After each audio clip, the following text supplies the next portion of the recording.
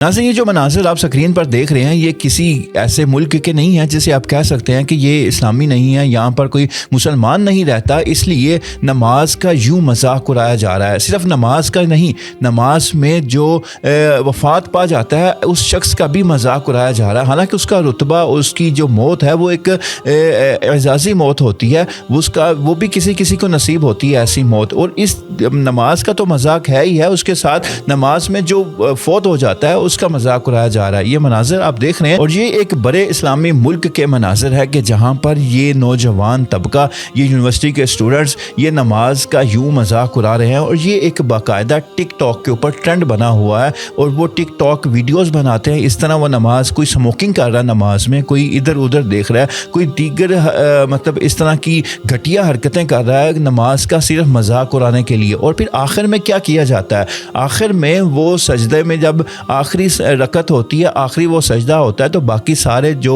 उसके साथ नमाज पढ़ रहे होते हैं, मतलब कि आप कह सकते हैं नमाज का मजाक उड़ा रहे होते हैं, वो जो बाकी सारे सजदे से सर उठा लेते हैं मगर वो नहीं उठाता। और फिर वो जिस कदर वो घटिया अंदाज में वो ज़मीन पर ऐसे मतलब लेट जाता है कि गोया उसकी मौत हो गई, उसका मजाक उड़ाया जा रहा है जो नमाज में ऐसे फौत हो जाता है। अब ये ट्रेंड क्यों बना? ये तुर्की में एक सीरियल है, एक ड्रामा सीरियल है जिसका नाम है द वैली ऑफ वुल्व्स, जिसका एंड इस चीज़ पर हुआ कि जो उस फिल्म का हीरो था, उस ड्रामा सीरीज़ का हीरो था, वो ऐसे नमाज में उसकी वफ़ात हुई।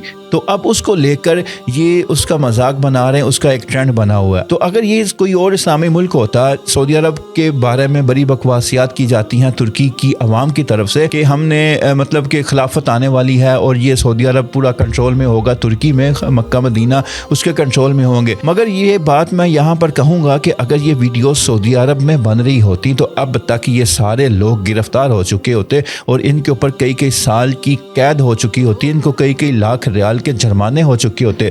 और अगर ये किसी और मुल्क में होती, पाकिस्तान में ही होते, तो ये लोग अब तक गिरफ्तार हो चुके होते। मगर अभी तक तुर्की की गवर्नमेंट ने अभी तक कोई एक्शन नहीं लिया।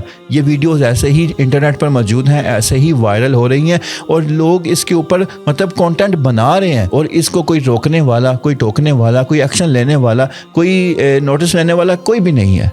तो ये वीडियो बनाने का मकसद ही ये है कि तुर्की की गवर्नमेंट तक ये आवाज़ जाए और वो एक्शन लें, ताकि ये जो मजाक इस्लाम का एक अहम रुकन है जिसके बगैर इंसान मुसलमान ही नहीं रह सकता, उसका मजाक यूँ उड़ाया जाना वो किसी तौर पर भी काबिल कबूल नहीं है। अल्लाह हाफिज़।